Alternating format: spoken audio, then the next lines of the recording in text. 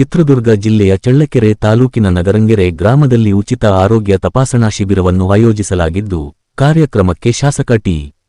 ರಘುಮೂರ್ತಿ ಚಾಲನೆ ನೀಡಿದರು.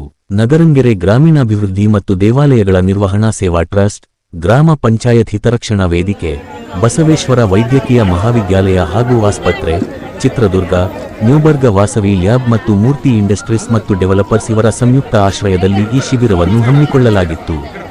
ಶಿಬಿರಕ್ಕೆ ಚಾಲನೆ ನೀಡಿ ಮಾತನಾಡಿದ ಶಾಸಕ ಟಿ.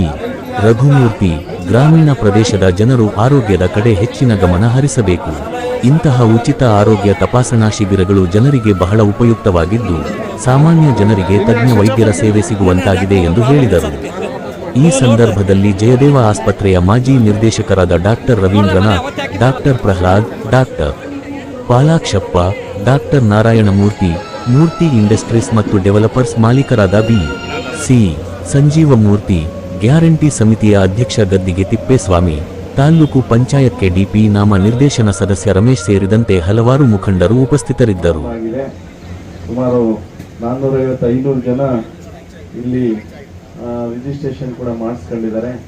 ಇದನ್ನು ಕುರಿತು ಈಗಾಗಲೇ ನಮ್ಮ ಸಂಜೀವ್ ಮೂರ್ತಿ ಅವರು ಯಾವ ರೀತಿಯಾಗಿ ಏನೇನೆಲ್ಲ ಇಲ್ಲಿ ಸೌಲಭ್ಯಗಳಿದೆ, ಯಾರೆಲ್ಲ ಇದಕ್ಕೆ ಸಹಾಯ ಮಾಡಿದ್ದಾರೆ, ನಮ್ಮ ಎಲ್ಲ ಮುಖಂಡರುಗಳು ಯಾವ್ಯಾವ ಸೇವೆನ ಮಾಡ್ತಾ ಇದ್ದಾರೆ ಅದನ್ನೆಲ್ಲ ಕೂಡ ಹೇಳಿದ್ರು. ಎಳ್ಳೀರು ಯಾರು ಕೊಡ್ತಾ ಇದ್ದಾರೆ, ಮತ್ತೆ ನಾವು ಮಜ್ಜಿಗೆ ಯಾರು ಕೊಡ್ತಾ ಇದ್ದಾರೆ, ಬೇರೆ ಎಲ್ಲ ವ್ಯವಸ್ಥೆಗಳನ್ನ ಯಾರೆಲ್ಲ ಮಾಡಿದ್ದಾರೆ ಅಂತ ಹೇಳಿ ಬಹಳ ವಿವರವಾಗಿ ಸಂಜೀವ್ ಮೂರ್ತಿ ಅವರು ತಿಳಿಸಿದ್ದಾರೆ.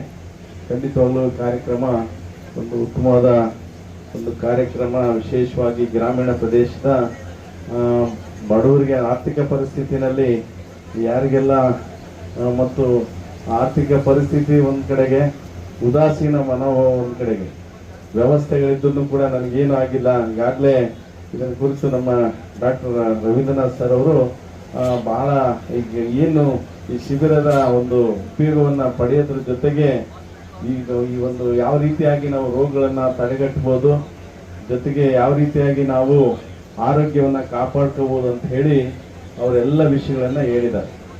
ಯಾಕಂದ್ರೆ ನಮ್ಗೆ ಕಾಯಿಲೆ ಬರೋದಕ್ಕಿಂತ ಬಂದ ಮೇಲೆ ನಾವು ಇವನ್ನೆಲ್ಲ ಮಾಡೋದಕ್ಕಿಂತ ಬರೋದಕ್ಕಿಂತ ಮೊದಲು ಏನ್ ಬರೋದಕ್ಕೆ ಬರಬಾರ್ದು, ಪ್ರಿಕಾಷನರಿ ಮೆಜರ್ಸ್ ಏನ್ ತಗೋಬೇಕು ಅಂತ ಹೇಳಿ ಹೇಳಿದ್ರು.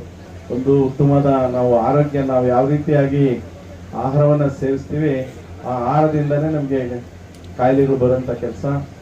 ಜೊತೆಗೆ ನಾವು ಯಾವ ರೀತಿಯಾಗಿ ನಮ್ಮ ಅಭ್ಯಾಸಗಳಿರ್ತದೆ, ಅದರಲ್ಲಿ ಅಭ್ಯಾಸ ಅಂದ್ರೆ ಒಳ್ಳೆ ಅಭ್ಯಾಸ ಇರ್ಬೋದು, ಒಳ್ಳೆ ಅಭ್ಯಾಸ ಇದ್ರೆ ಅವರಿಗೆ ಕಾಯಿಲೆಗಳು ಬರಲ್ಲ, ದುರಭ್ಯಾಸಗಳಿಂದ ಕಾಯಿಲೆಗಳು ಬರುತ್ತದೆ ಅಂತ ಹೇಳಿ ಇವೆರಡು ಬಹಳಷ್ಟು ಮುಖ್ಯ ಆಗ್ತದೆ. ಅದ್ರ ಜೊತೆಗೆ ಇನ್ನೂ ಒಂದು ಮಾತನ್ನು ಹೇಳಿದ್ರು, ಯಾವತ್ತೂ ಕೂಡ ನಾವು ಸಮಾಧಾನವಾಗಿರ್ಬೇಕು, ಯಾರಿಗೋ ಕಂಪೇರ್ ಮಾಡಬಾರ್ದು.